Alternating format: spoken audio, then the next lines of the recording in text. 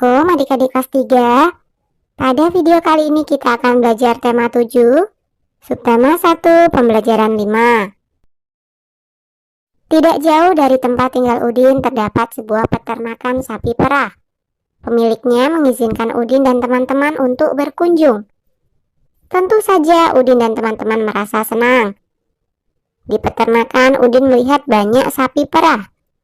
Ada yang sedang diperah susunya, ada juga yang sedang memakan rumput.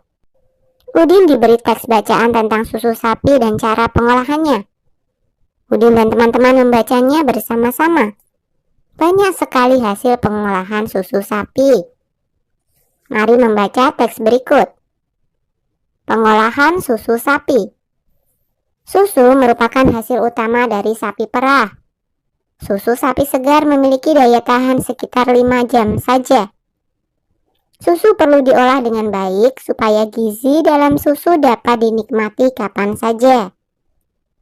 Pengolahan susu sapi dapat dilakukan dengan teknologi pangan. Teknologi pangan penting untuk menghasilkan jenis makanan baru. Teknologi pangan juga menjaga agar makanan tetap awet. Susu sapi dapat diolah menjadi berbagai jenis makanan baru. Contohnya adalah yogurt, keju, permen, mentega, hingga es krim. Hasil olahan susu sapi biasanya sangat disukai oleh anak-anak. Dalam proses pengolahan susu yang paling penting setelah hasilnya adalah cara mengemasnya.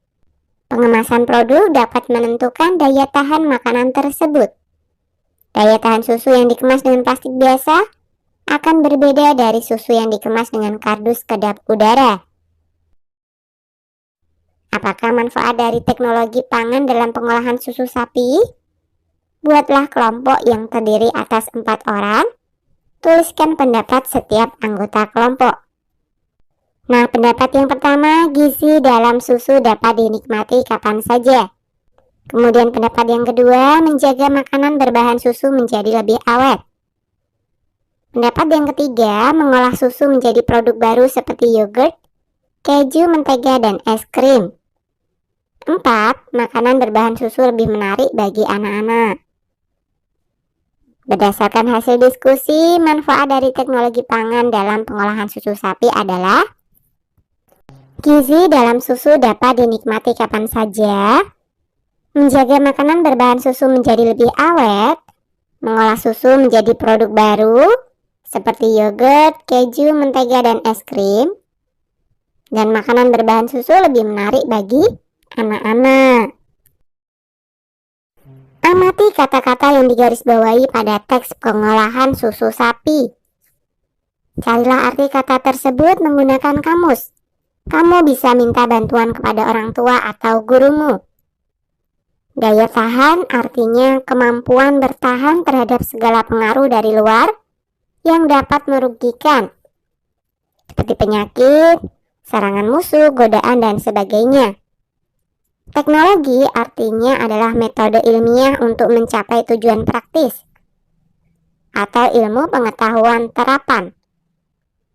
Pengemasan artinya proses, cara, perbuatan mengemasi. Kedap udara artinya tidak mudah atau tidak dapat dimasuki atau ditembus oleh udara. Nah, buat kalimat baru menggunakan kata-kata di atas. Yang pertama adalah daya tahan. Contoh kalimatnya, susu sapi dapat meningkatkan daya tahan tubuh. Kemudian yang kedua, teknologi. Contoh kalimatnya, susu sapi diolah menjadi yogurt menggunakan teknologi fermentasi. Kemudian kata yang ketiga adalah pengemasan. Contoh kalimatnya, pengemasan produk susu membuat susu menjadi lebih awet. Dan yang keempat adalah kedap udara. Contoh kalimatnya, kemasan kedap udara menjadikan makanan lebih awet.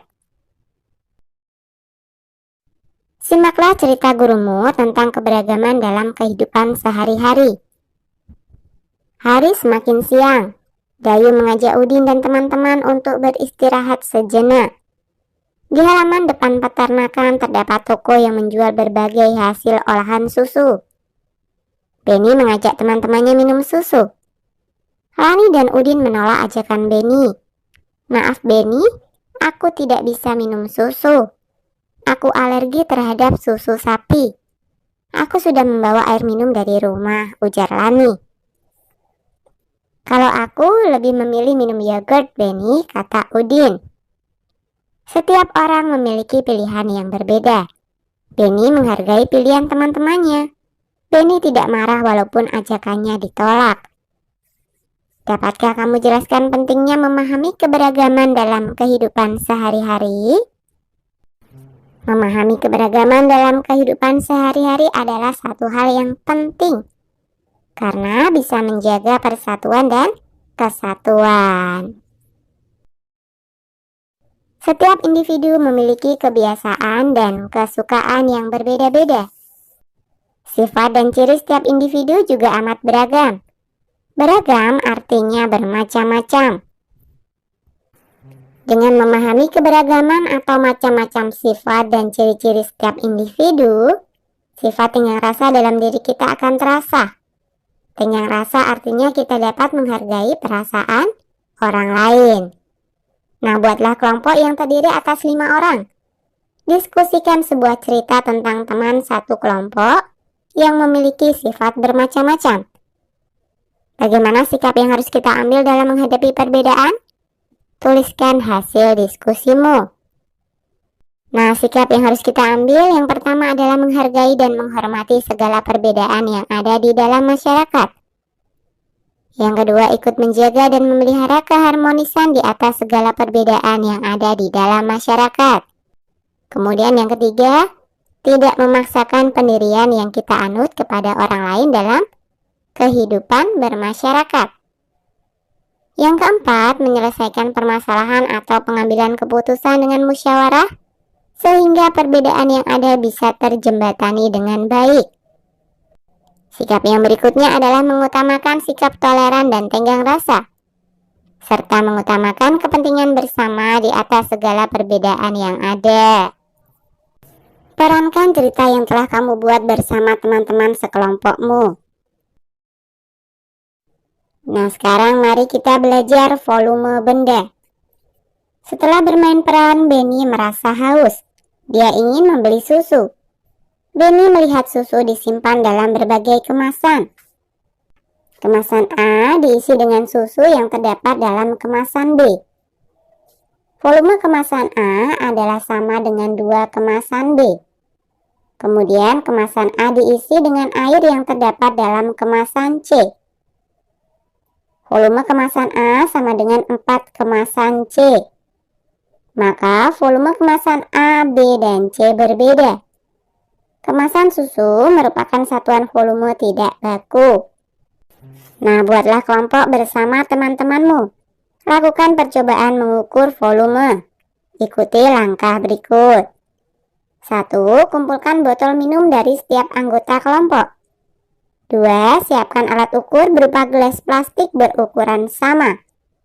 3. Ukur volume dari air minum di setiap botol minum. 4. Tunjukkan volume air dari setiap botol dengan mewarnai batas air seperti pada gambar di bawah ini. Contoh, gelas yang pertama adalah air dari botol minum Udin. Kemudian gelas yang kedua adalah air dari botol minum Siti. Yang ketiga adalah air dari botol minum Edo. Yang keempat adalah air dari botol minum Dayu. Dan yang kelima adalah air dari botol minum Benny. Botol minum milik Siti memiliki volume paling banyak. Botol minum milik Edo memiliki volume paling sedikit. Nah, coba ukur volume benda lainnya yang terdapat di sekitarmu. Jelaskan cara mengukur volume benda tersebut pada guru atau teman-temanmu. Nah, misalkan saja benda yang akan diukur volumenya adalah batu. Cara mengukur volumenya adalah sebagai berikut. 1. Gelas ukur diisi air dan dicatat berapa volume awalnya. 2. Batu yang volumenya tidak beraturan dan akan diukur volumenya ini kemudian dimasukkan ke dalam gelas ukur. 3. Air di gelas ukur akan terdesak oleh benda yang dimasukkan tadi. 4. Air yang terdesak akan meningkat volumenya. 5. Volume akhir air di gelas ukur akan meningkat. Dan peningkatan ini sama dengan volume batu tidak beraturan tadi. 6. Sehingga dengan mengetahui perubahan volume air di gelas ukur, kita akan mengetahui volume batu tak beraturan tadi. Contoh air di dalam gelas ukur awalnya adalah 50 ml. Setelah dimasukkan batu menjadi 60 ml. Maka volume batu adalah 60 ml dikurangi 50 ml. Hasilnya adalah 10 ml. Membandingkan volume benda. Amati gambar berikut, lingkari gambar yang memiliki volume lebih banyak. Manakah yang kita lingkari? Iya, galon. Mengurutkan volume benda cair. Amati gambar berikut. Urutkan kotak susu di atas mulai dari kotak yang bervolume paling sedikit hingga kotak yang bervolume paling banyak. 3, 2, 1. Urutkan mulai dari gelas yang memiliki volume paling banyak hingga volume yang paling sedikit. 3, 2, 4, 5, dan 1.